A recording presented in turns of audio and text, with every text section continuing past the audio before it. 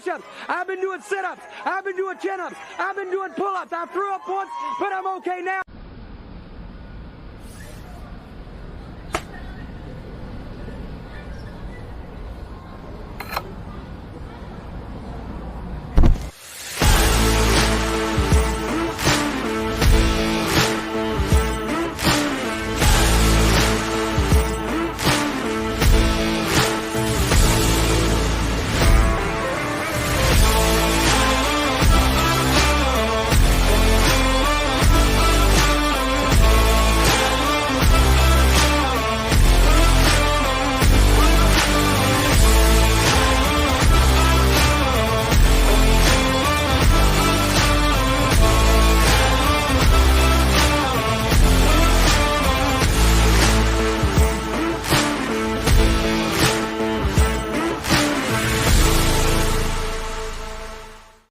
What's up, everybody? Welcome to a brand spanking new edition of the Ysn Power Hour. It is Tuesday, and it is the 26th of April here in 2022. DJ Oakley with you. Excited to be with you. So much going on. The rain. Once again, tried to spoil our plans last night, but we got some in. You might have taken many from us, but you did not take all, Mr. Rain and Mother Nature. I can't even say the things I want to say to you, Mother Nature, right now. We got some games in last night. We're going to talk about those games. In particular, one that happened on the other side of the state line over in Pennsylvania, where there was a very special game that went down, and we have all the coverage from that and more. But first, as we do each and every day, we get to our On This Day in Sports History.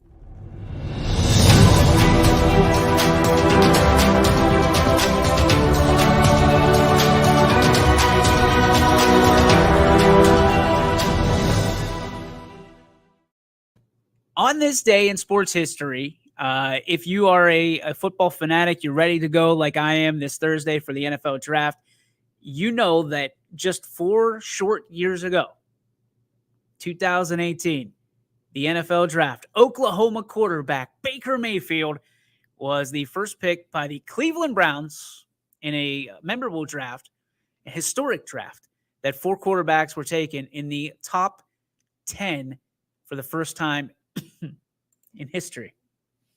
History. Just like Baker Mayfield 4 years later. History from the Cleveland Browns. I know we're going to get into it tomorrow with Scotty, so I don't want to show my cards too much here today. But what happened in those 4 years to have Baker Mayfield go from the franchise quarterback, the savior of Cleveland, to a one-way ticket right out of town?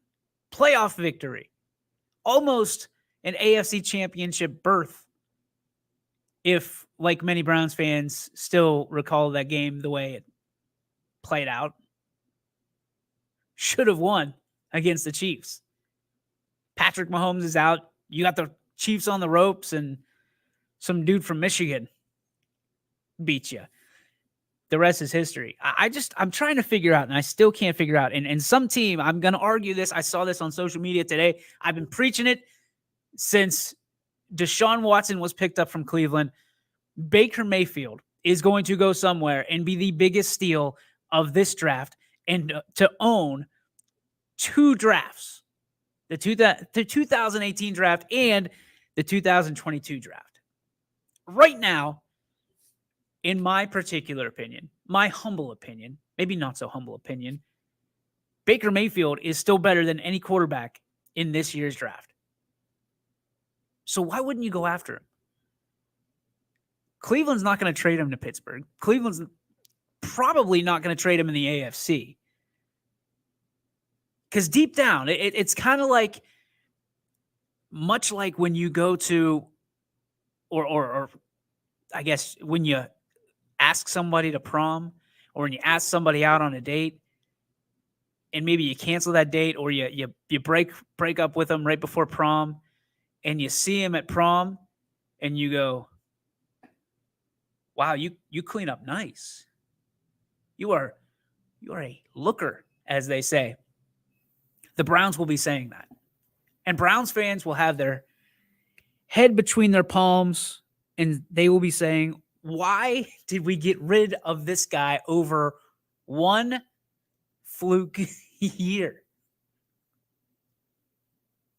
You look to him and our guy, 5 months ago, our guy fights through injuries. He's not soft like everybody else. Boom, out the door. He was injured the entire year. He should have hung it up. Which one is it? Is he the toughest SOB like the Cleveland Rattlesnake? Or was he causing your team destruction? That's what I want to know. What a dominant performance.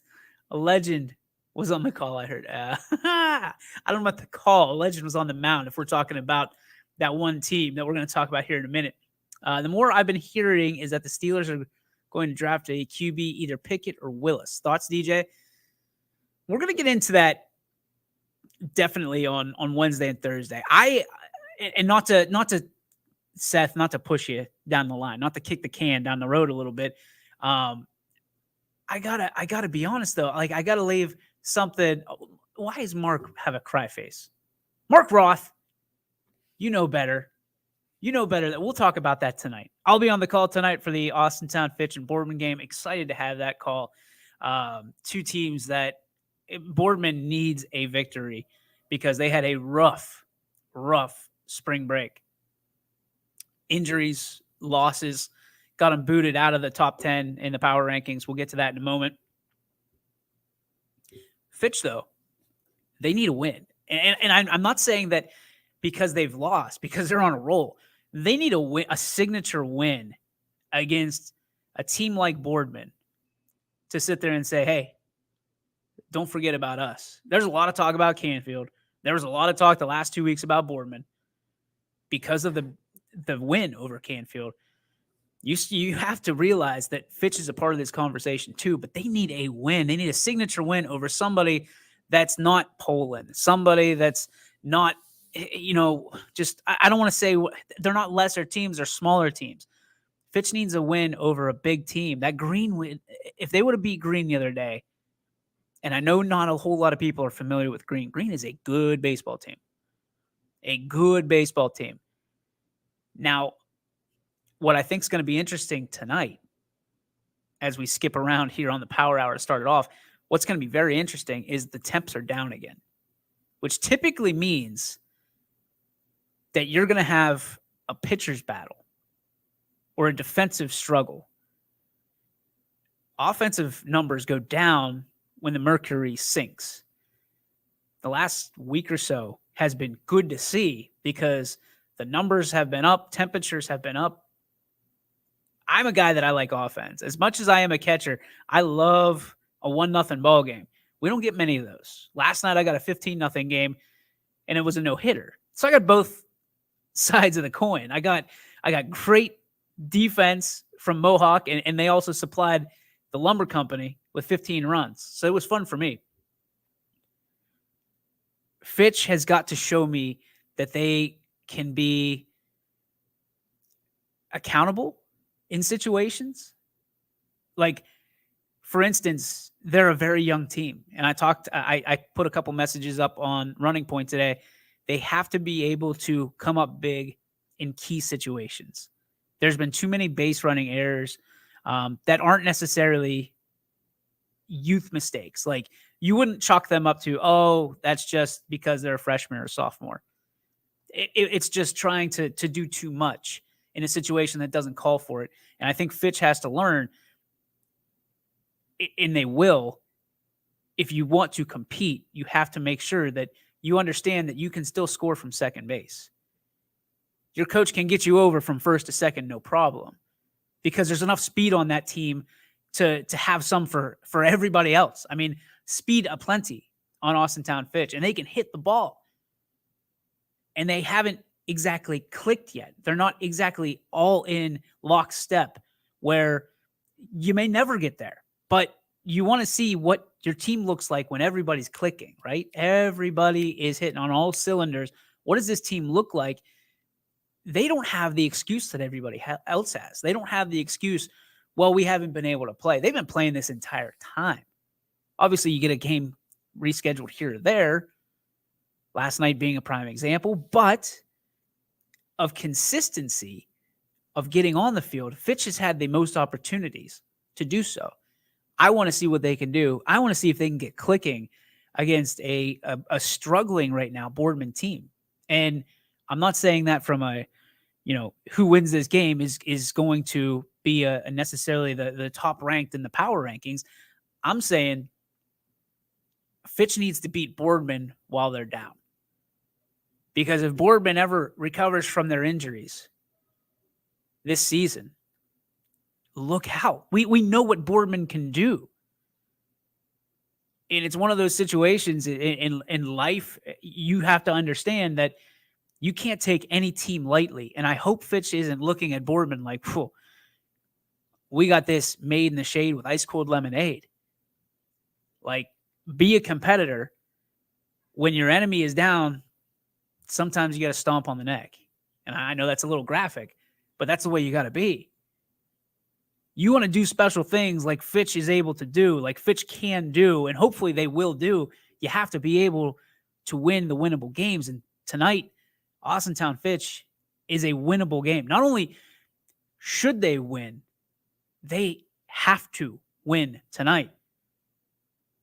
Boardman is in a situation, and nobody feels bad for Boardman because they got the win over Canfield that they need. That's their signature win.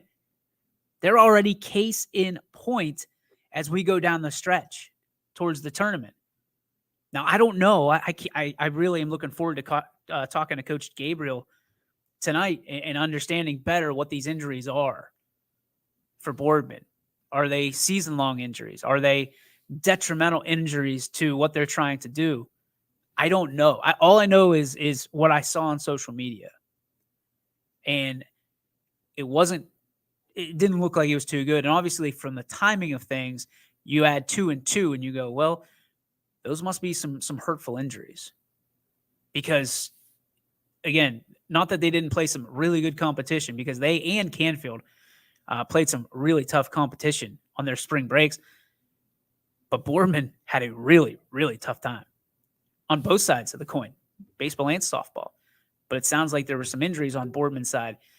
Now, maybe they came back. If they came back, and we'll find out tonight, I'll be leaving a little bit early again here.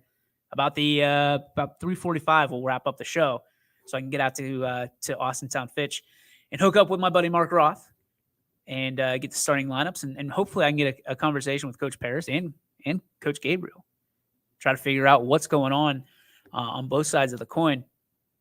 But again, Fitch, as we're going to look here in a minute, my goodness. Opportunity knocks tonight, gentlemen. Opportunity knocks tonight. And the question is, are you going to answer the door? Because Boardman is just teetering back and forth. They did not make the power rankings this week. There's a lot of people that think that Boardman is done. I'm not one of them.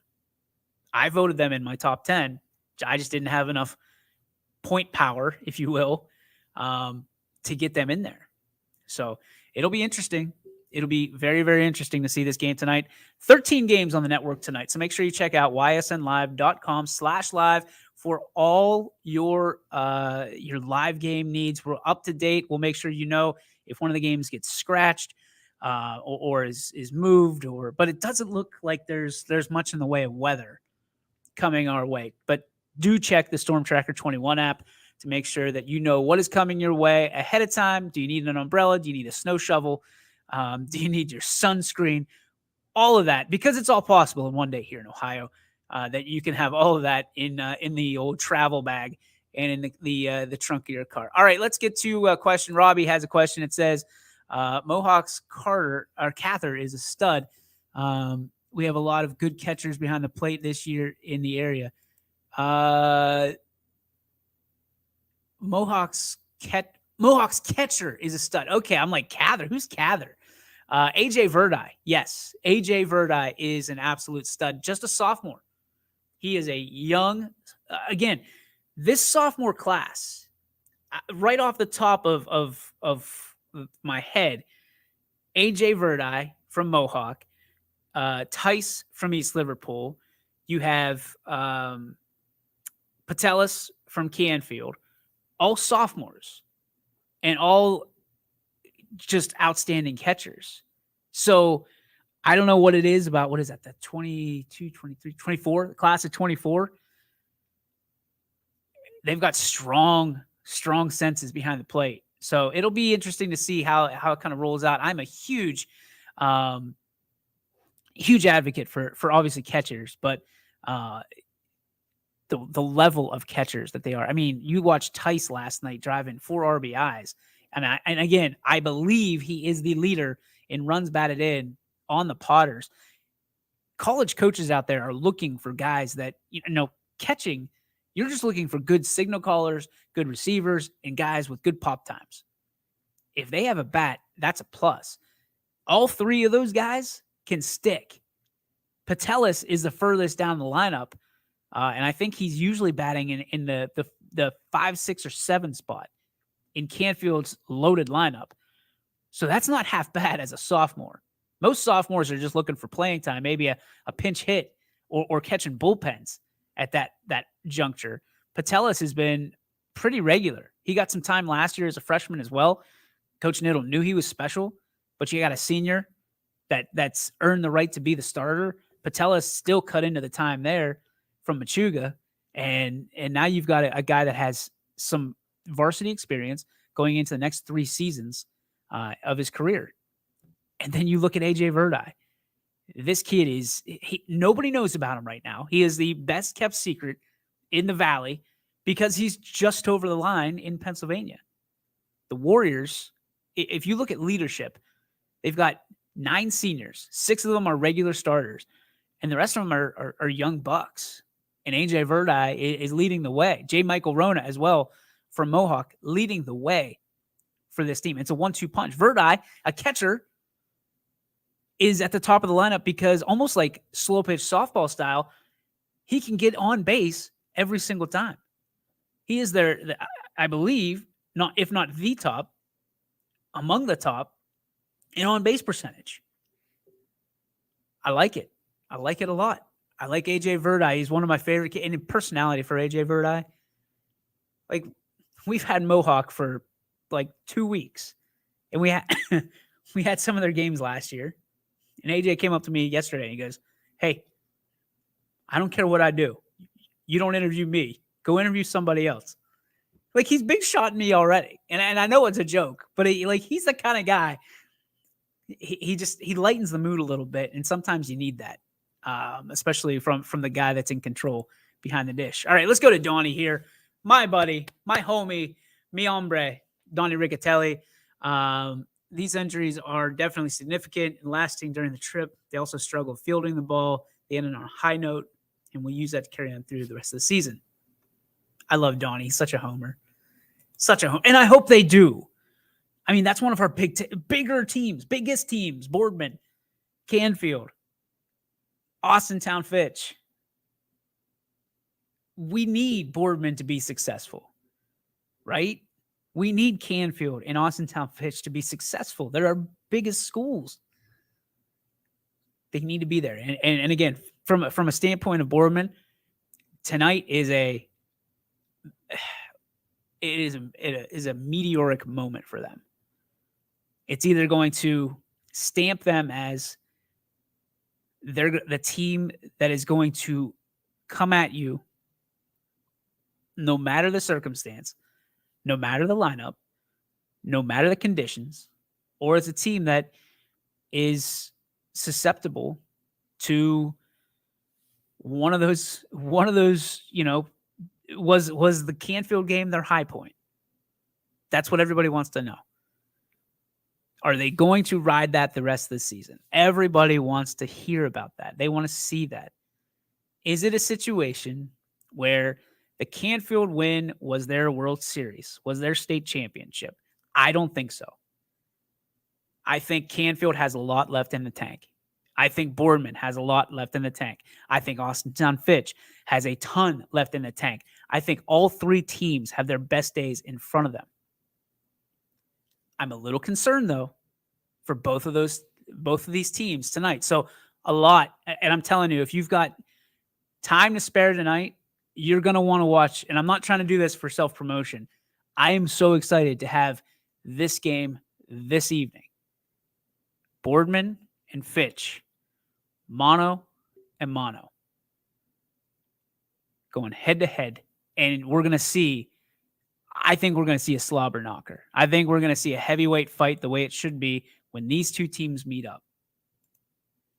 Seth says, I know Toronto is not part of the Ysn family, but wanted to send prayers to the young player who, oh my goodness.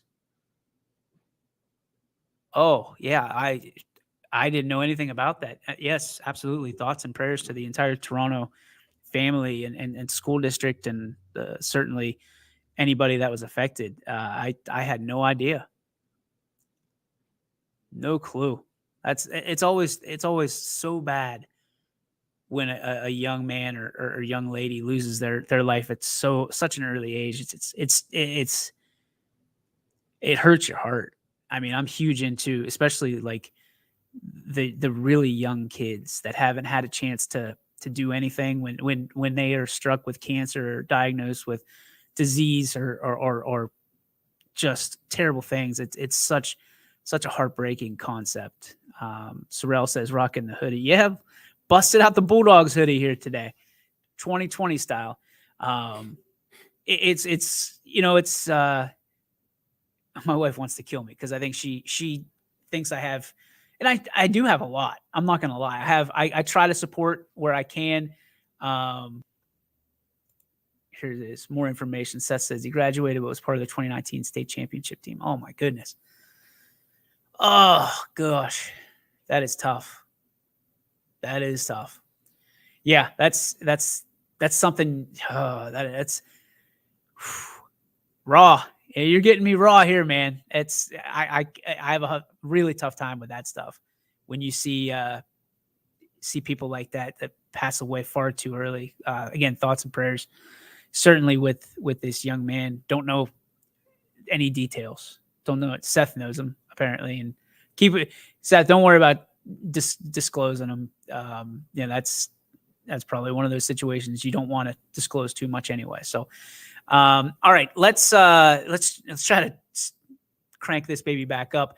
We're going to get to, as the power rankings were dialed up late last night, the girls and the boys, there was a little bit of controversy behind them.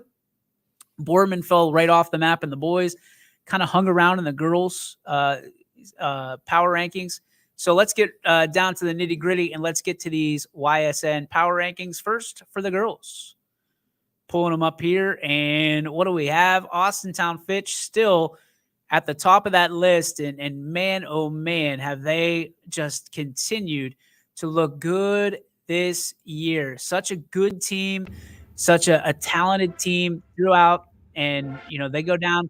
I think they lost 2 games down in Myrtle Beach, but that being the case, they're still good enough on what we're doing here to showcase, because it isn't always, folks, about your wins and losses as much as it is the timing of those wins and losses. So when you look at Austintown Fitch, you look at, they might have lost a couple games. They had some big wins down there, but South Range also lost a couple games.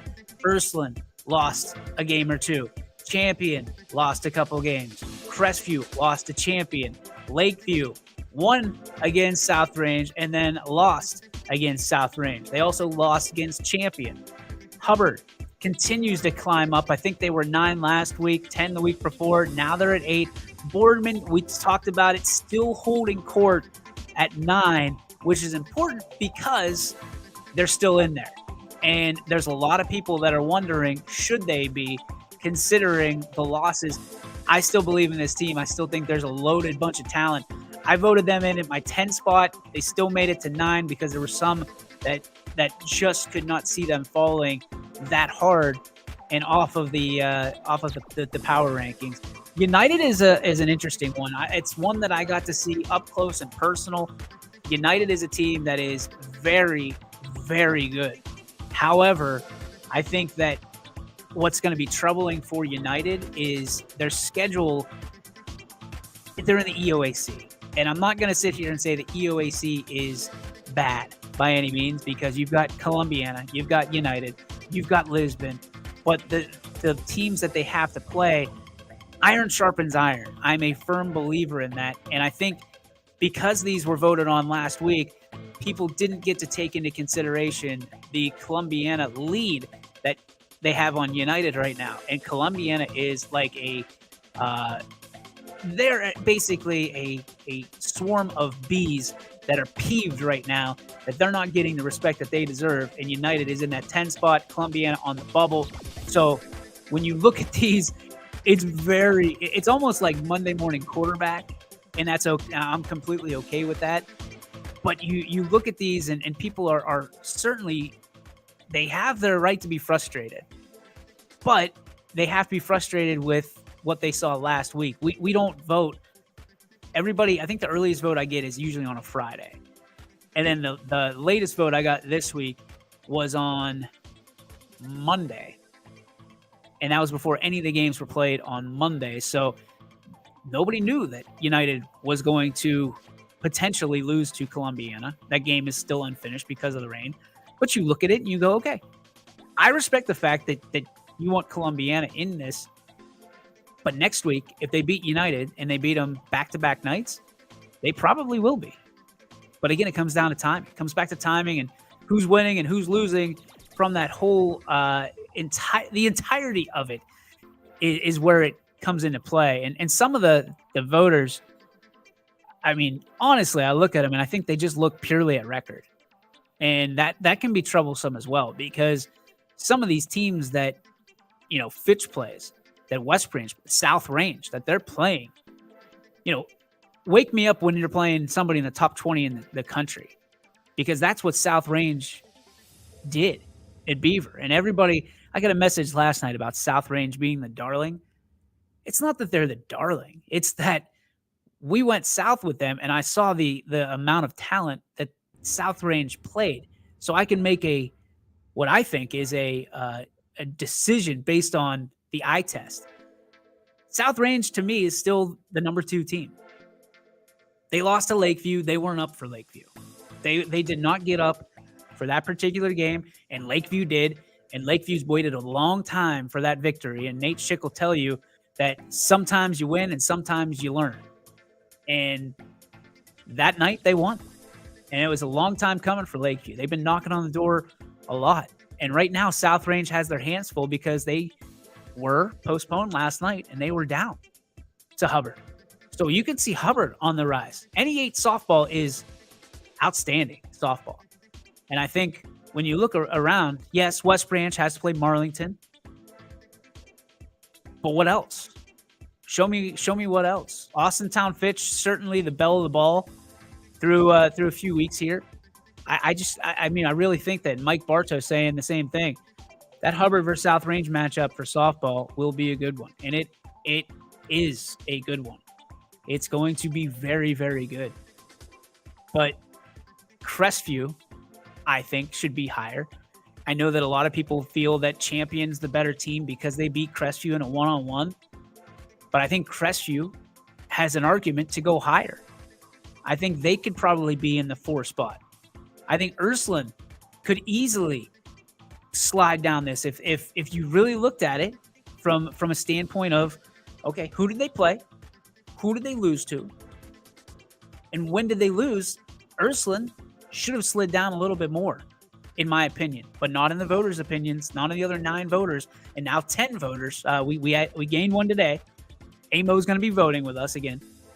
So it's a very interesting outcome to this particular power rankings. I like it. I think that controversy never killed anybody from the standpoint of the power rankings. And I think that getting some of these teams in and shining a light on them is very good. I think they all can make cases for being in the top 10 without a doubt. But I think that this is one of those weeks that you could do a top 15 without batting an eye. And, 10A, 10B, 10C, 10D, 10E, whatever it is, you could certainly make some really, really big pushes for some of these teams. I know Springfield's one of them. Springfield's got a one hitter on tap already, and one of those opportunities for Springfield to get in.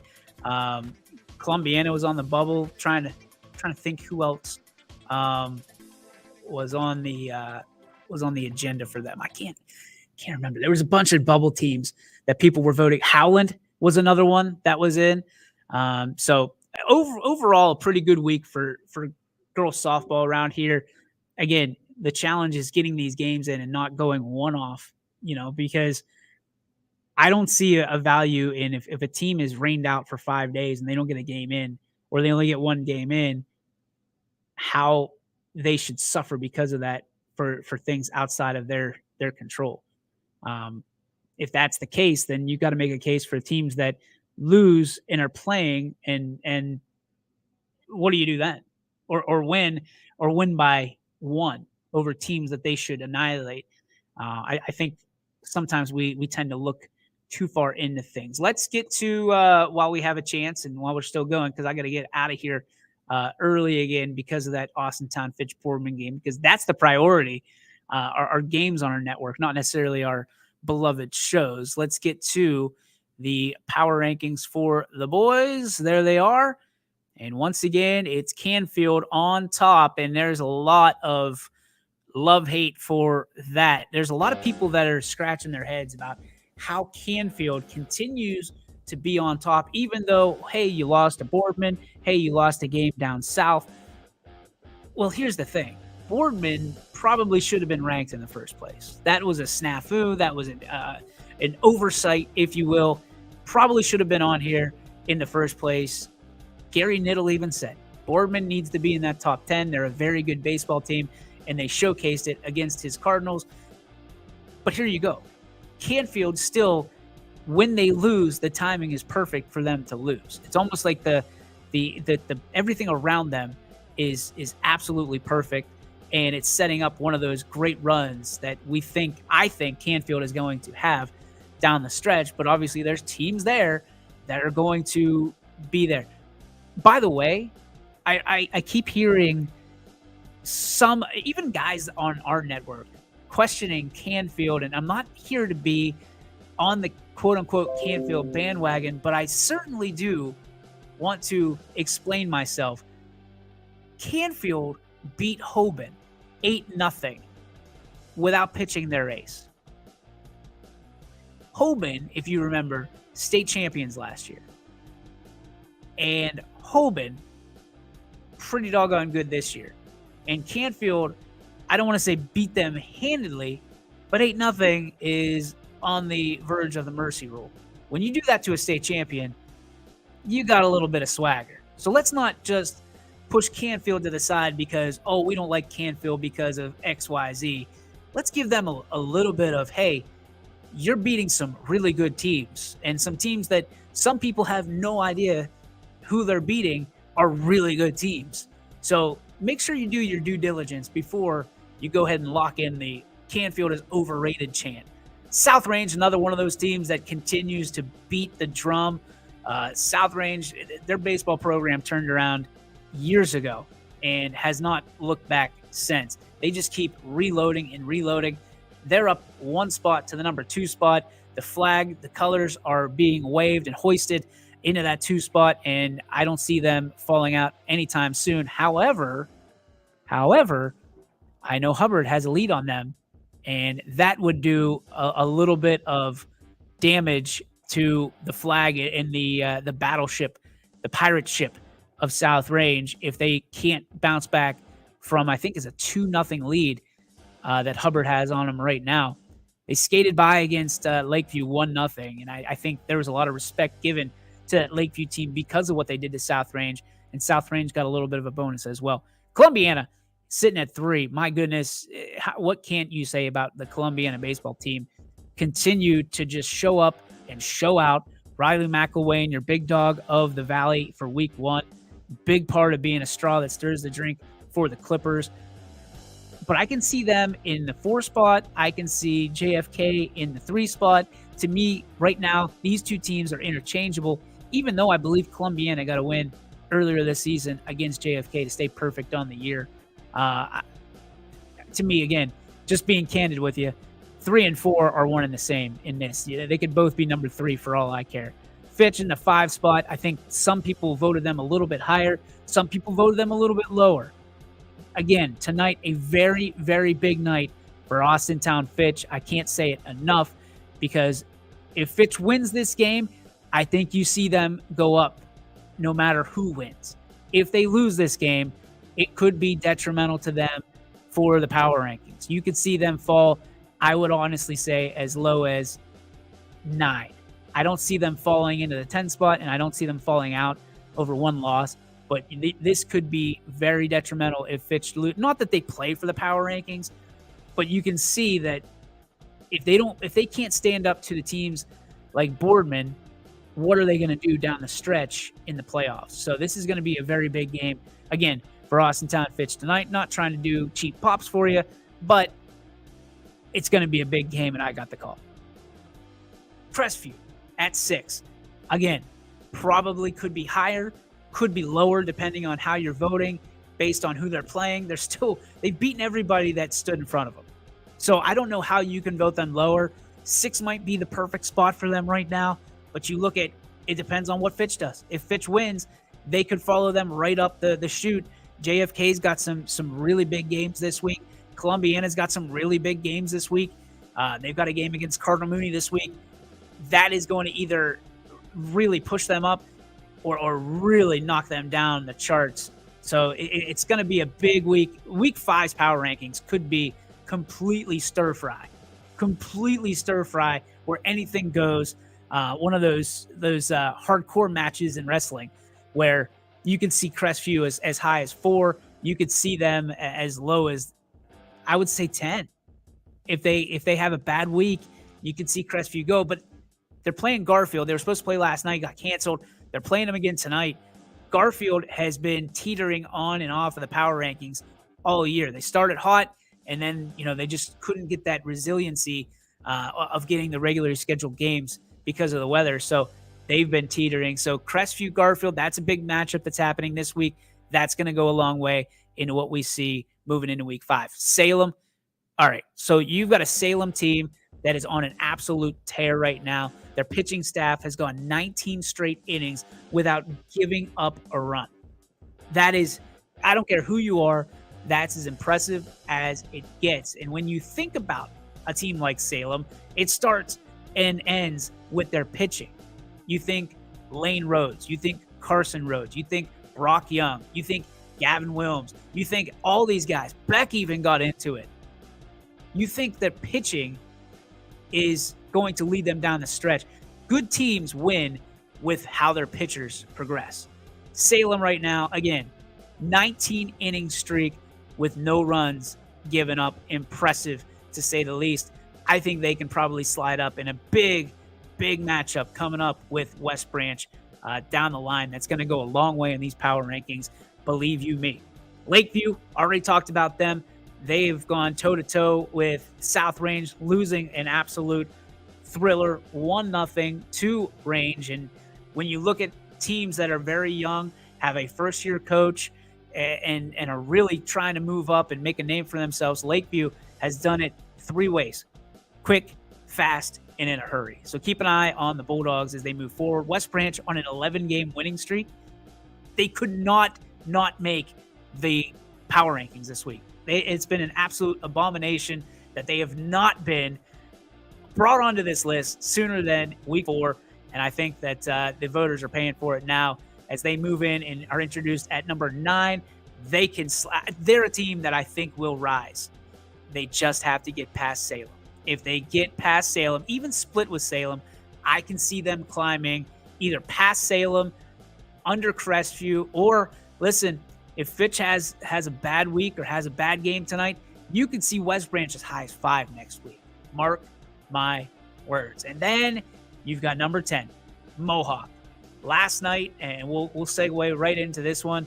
Last night, I got to be the really, really fortunate guy that I was able to see this young man, Lucas Cummings, dude has had such a hard luck situation for the past year and a half. A bad injury last year kept him out of doing what he really wants to do. And now he comes back, and my dude was slinging the pearl last night. 6 Ks, an error and a walk, I believe, was his line, and a no-hitter against Freedom in a 15-0 win. This young man, you'll see him at Ysn Park. I believe he's part of the Avalanche organization, if I'm not mistaken. He is a high-character kid. He's a young man that he gets it done on both sides. He had a no-hitter, and the first time he was up, bases loaded, he hits a triple into the left center field gap, and that was all she wrote, folks. So keep an eye on guys like Mohawk. That's a team that it's going to spring up out of nowhere. And the big beef that I've talked to with the voters is they don't know. Like, one of our voters didn't even know that we had Mohawk under the YSN brand. So that pisses me off from that standpoint. I can't imagine what it does to Mohawk. Like, you don't know that they're there, and now here they are. They have arrived. They're here. They've got a guy that threw a no-hitter. They're now on the power rankings, and I'm pretty sure Mr. Cummings is going to be a big dog nominee tonight. Just trust me. I know a guy that handles the big dog stuff, and I'm pretty sure that he's going to be in on all the fun that is the big dogs of the Valley this week. So when you look at this, Mohawk's here, and I think they're here to stay. And I think people need to get familiarized with Mohawk. And how do you do that? How do you get – and I set myself as a perfect living example of not being familiar with some of the Pennsylvania teams. However, we have the great fortune of this Thursday being able to watch them come into Ysn Park and take on one of the teams that we know very well in Champion. And then we will figure out who's here for the power rankings and who's here just for looks. I think that's another big game Thursday night, Scene 3. If you can't get out there, we'll have it for you on ysnlive.com. I think Eric Hughes gets the call, so lucky him to watch Mohawk. Go back and watch their games. Go back and watch them on the Facebook feed. Impressive. They're so fast, number one. Their pitching staff, where we usually have 2 guys, right, that'll take you to state or take you deep into the tourney. Mohawk's got 4 guys. Mohawk has 4 pitchers that are equal in every single aspect, maybe except velocity. And some of them are familiar names, and some of them will be household names when it's all said and done. All right, let's catch up on the comments section. Maybe if I can find, there's the mouse. There it is. All right, let's go. Sigler says, hello, Howland. Siggy has fallen in love with Howland. Fallen in love with them. And for good reason. They're a good team. Good team. Hoping Coach Hill keeps his Rebels rolling. Yep, me too. Me too, Sorrell. Fitch and Columbiana play Friday as well. That's going to be a big game for Columbiana. Listen, Robbie, again, it goes both ways. It's a big game for Fitch as well. Like, you have to be very careful when you schedule these teams that are lower divisions. This is why, in my humble opinion, you don't see Springfield moving over to the NE8 unless it's absolutely necessary. Because a lot of these teams, and give credit where credit is due, Fitch is looking to put their stomping boots on some of these lower level teams, lower division teams. If you lose, it is a tough situation because those are games you're supposed to win. If you lose, it does so much going backwards because then there's that level of doubt in the back of your mind. Then there's a level of, well, who are we? Then there's a level of optimism and confidence for people you play because you look at that and you say, well, they lost to this team and they lost to this team. We're better than them. We're bigger than them. You have to be careful. I'm not saying you don't do it. I'm not saying you don't do it. You have to be careful. You have to be careful. Columbiana can beat bigger teams. Columbiana, they've proven that they will play anybody, anywhere, anytime. And there's a lot in this for Columbiana. It is a no-lose situation for Columbiana. Because if you lose, well, you were supposed to. That's a bigger team. If you win, there's going to be people voting Columbiana number 1 if they beat Austintown Fitch. I bet you that. I'll bet that.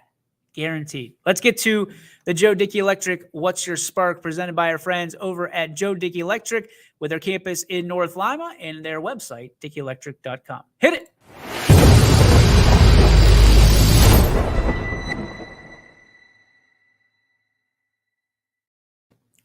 Again, thanks to our friends over at Joe Dickey Electric, namely Mr. Eric Carlson and his great team that continue to do great and wondrous work, things that I would never have any idea what to do. I'd probably end up, as I did when I tried to do our own electric here, I ended up falling off a ladder. That was a couple of years ago. So thanks to Dickey Electric. And no, we don't have film of that. At least I don't think so. My wife saw it. So that was embarrassing enough. My spark today is going to be, coincidentally, is going to be my wife from a standpoint of her level of, how do you put this? Level of cooking ability. She is borderline chef status in our home. She does such a wonderful job of cooking meals, a lot of times too much. And I didn't realize how challenged I was until the Myrtle Beach trip, because anybody that goes on the road a lot, and I used to be on the road a ton for my job, and now I get, unfortunately, once a year that I have to fend for myself. And it's never like a salad, like trying to make my own food. It's always, fast food or prepared food for me at a restaurant, things of that nature. I'm not sure that I could survive without the level of cooking ability my wife has. And if you don't have, now guys, if you're out there, girls, if you're out there and you're looking for someone special, you're looking for that significant other, looks are great, but looks will fade. Just letting you know, looks go away. What will never go away is cooking ability. And if you like to eat, if you like good things, make sure that one of your number one things you look for in a person is, can they cook? And if they can't cook and you can, make sure the number one thing is, can they clean up? Because that goes hand in hand. Because if you're cooking, you probably don't want to be cleaning. So that is my spark. My wife is a phenomenal cook. Some of the things that almost never monthly do we have the same thing twice, because unless we specifically ask for it.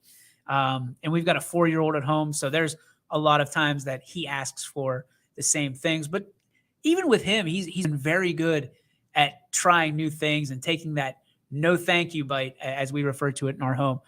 So a shout out to my wife and all the significant others out there who can and do cook, because that is something that takes a very special person.